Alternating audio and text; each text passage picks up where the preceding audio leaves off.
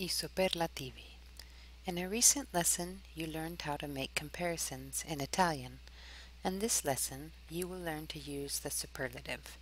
This may or may not be a term you are familiar with. A superlative is used to describe something of the highest degree or quality, or of a very high degree or quality, within its group. In English, common superlatives include the most, the best, the tallest, the worst, the shortest, the longest, etc. The word very is also used to express superlatives in English. So instead of making comparisons and saying who is shorter, smarter, braver, etc., we are now going to learn to say who is the tallest, who is very tall, who is the shortest, who is very short, etc. Il più alto, the tallest. Capelli lunghissimi, very long hair. Superlatives are broken down into two categories, the relative superlative and the absolute superlative. Relative superlatives express that something or someone is at the highest level of quality or performance. Tallest, il più alto, fastest, il più veloce, smartest, il più intelligente, etc. Absolute superlatives are used to express an extreme quality of something or someone. Very tall, altissimo, or molto alto. Very fast, velocissimo, or molto veloce. Very smart, intelligentissimo, or molto intelligente. Relative superlatives are expressed using the definite articles il, la, I, le. To express relative superlatives in relation to adjectives, follow this formula.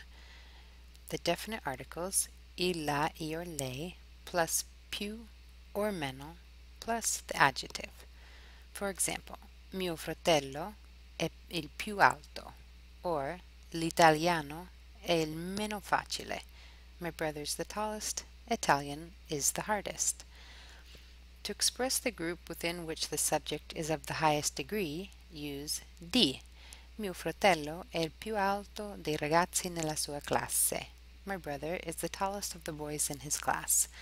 L'italiano è il meno facile delle lingue romanze. Italian is the least easy of the Romance languages. When using a relative superlative with nouns, use the following formula. Article il, la, I, lei plus noun plus più or meno plus adjective plus di. For example, loro sono I vicini più curiosi della zona. The absolute superlative can be formed in two ways. Both forms have the same meaning. You can either use molto plus adjective or adverb, or simply add the suffix ssimo, simo, to the masculine plural form of the adjective, or issimo to the adverb after dropping the final vowel. For example, suo cane è molto fedele. Suo cane è fedelissimo. These have the same meaning. Corre molto veloce, or corre velocissimo. Again, they carry the same meaning. While most superlatives follow the patterns mentioned in the previous slides, there are, of course, some irregular superlatives. If you consider English, it has irregular superlatives as well, and many are the same we find in Italian. For example, we don't say the goodest or the baddest, but rather the best and the worst. Here you will find a list of the most common irregular superlatives. Notice that some words have both a regular and an irregular absolute superlative.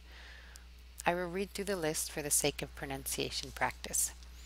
Buono, il migliore, buonissimo, ottimo. Cattivo, il peggiore, cattivissimo, pessimo. Grande, il maggiore, grandissimo, massimo. Piccolo, il minore, piccolissimo, minimo. Bene, il meglio, benissimo. Male, il peggio, malissimo. Molto, il più, moltissimo. Poco, il meno, pochissimo. I hope this lesson on using superlatives in Italian has been useful. Arrivederci!